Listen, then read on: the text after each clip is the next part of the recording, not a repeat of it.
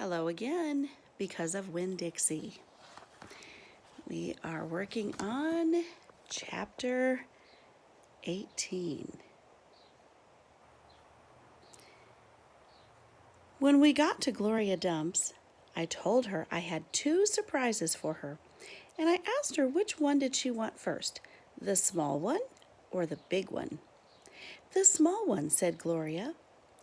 I handed her the litmus lozenge, and she moved it around in her hands, feeling it. If you remember, she can't see very well. Candy? She said. Yes, ma'am, I told her. It's called a litmus lozenge.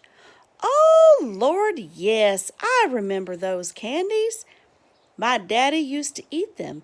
She unwrapped the litmus lozenge and put it in her mouth and nodded her head. Do you like it? I asked her. Mm-hmm.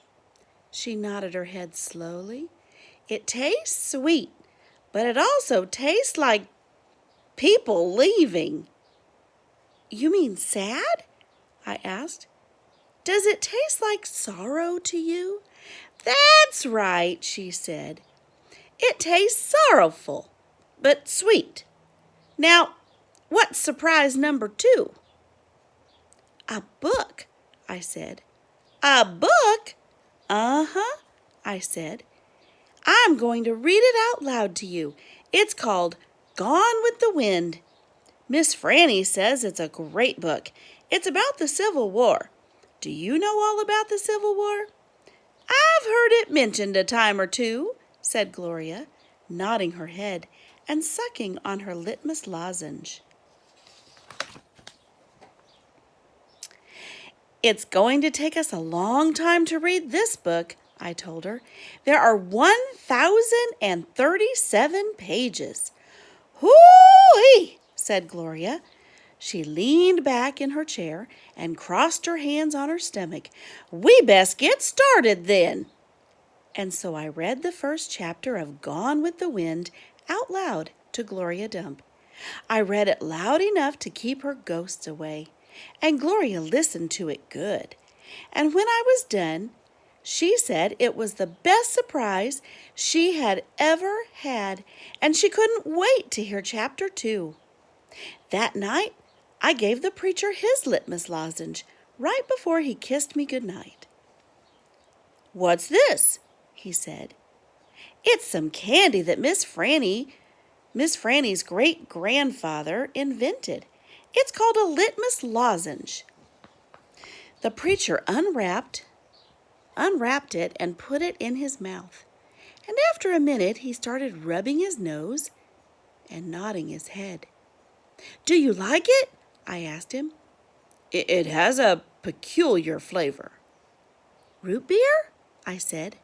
Something else. Strawberry? That too. But there's still something else. It's odd. I could see the preacher getting farther and further away. He was hunching up his shoulders and lowering his chin and getting ready to pull his head inside his shell. It almost tastes a little melancholy, he said. Melancholy? What's that? Sad, said the preacher. He rubbed his nose. He rubbed his nose some more. It makes me think of your mother. Winn-Dixie sniffed at the candy wrapper in the preacher's hand. It tastes sad, he said and sighed. It must be a bad batch. No, I told him. I sat up in bed. That's the way it's supposed to taste. Litmus came back from the war, and his whole family was dead. His daddy died fighting, and his mama and his sisters died from a disease, and the Yankees burned his house down. And Litmus was sad, very sad, and what he wanted more than anything in the whole world was something sweet. So he built a candy factory and made litmus lozenges, and he put all the sad he was feeling into the candy. My goodness, said the preacher. Winn-Dixie snuffed the candy wrapper out of the preacher's hand and started chewing on it. Give Give me that, I said to Winn-Dixie. But he wouldn't give it up. I had to reach inside his mouth and pull it out. You can't eat candy wrappers, I told him. The preacher cleared his throat. I thought he was going to say something important, maybe tell me another thing that he remembered about my mama. But what he said was, Opal, I had a talk with Mrs. Dewberry the other day. She said that Stevie says that you called him a bald-headed baby. It's true, I said. I did, but he calls Gloria Dump a witch all the time, and he calls Otis retarded. And once he even said that his mama said I shouldn't spend all my time with old ladies. That's what he said. I think you should apologize, said the preacher.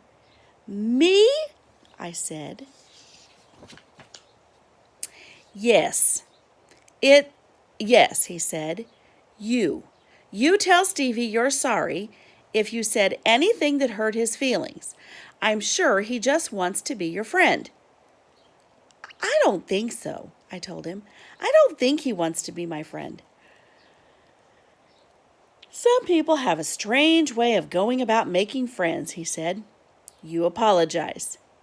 Yes, sir, I said. Then I remembered Carson.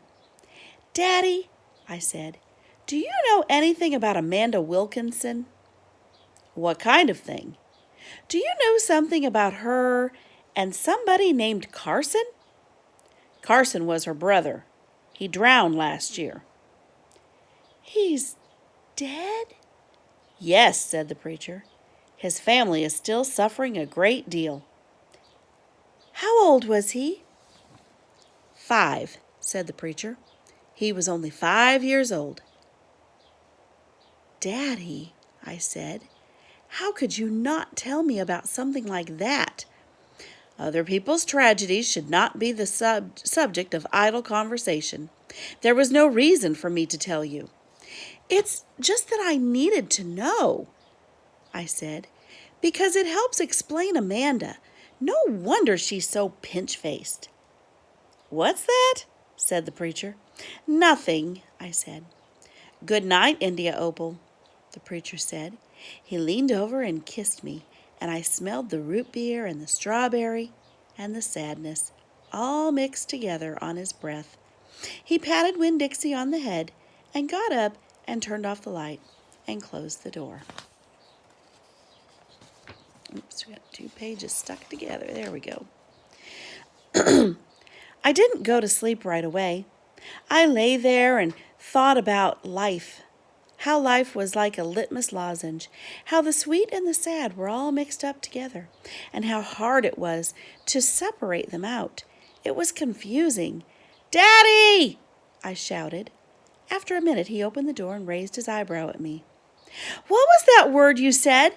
The word that meant sad. Melancholy, he said. Melancholy. I repeated it. I liked the way it sounded. There was music hidden somewhere inside it. Good night now, the preacher said. Good night, I told him back. I got up out of bed and unwrapped a litmus lozenge and sucked on it hard. And I thought about my mama leaving me. That was a melancholy feeling. And then I thought about Amanda and Carson, and that made me feel melancholy too. Poor Amanda and poor Carson. He was the same age as Sweetie Pie, but he would never get to have his 6th birthday party. That's the end.